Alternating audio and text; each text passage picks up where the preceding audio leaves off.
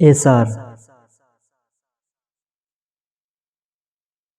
حضرت ابو بکر صدیق رضی اللہ عنہ کے دور خلافت میں یرموک کے مقام پر رومیوں سے بہت زبردست جنگ ہوئی تھی۔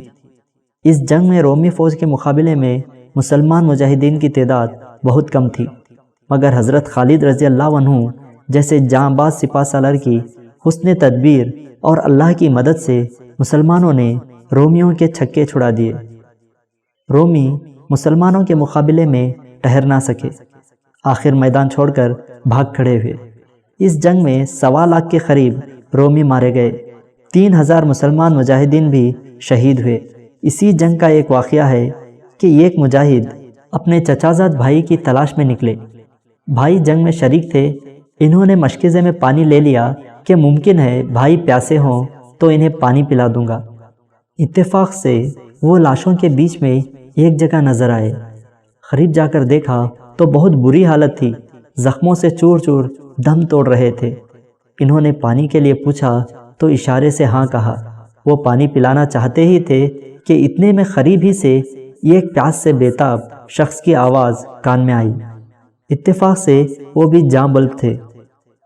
چچا زاد بھائی نے کہا، پہلے ان کو پلاؤ۔ وہ مشکیزہ لیے ان کے پاس پہنچے تو وہ حضرت سہیل رضی اللہ عنہ تھے۔ وہ انہیں پانی پلانے گئے، اتنے میں قریب ہی سے ایک تیسرے شخص کے کراہنے کی آواز آئی۔ حضرت سہیل رضی اللہ عنہ نے کہا، پہلے ان کو پلاؤ۔ وہ پانی لے کر ان کے پاس گئے، دیکھا حضرت حارث رضی اللہ عنہ زخموں سے چور چور زمین پر پڑے دم توڑ رہے تھے۔ جاں کنی کا عالم ہے، پانی لے کر پہنچے تھے کہ حضرت کا دم نکل گیا۔ وہاں سے وہ جلدی سے لوٹ کر حضرت سہیل رضی اللہ عنہ کے پاس آئے۔ یہاں پہنچے تو دیکھا کہ وہ بھی انتقال فرما چکے تھے۔ فوراً چچا زاد بھائی کے پاس پہنچے، اتنی دیر میں ان کا بھی دم نکل چکا تھا۔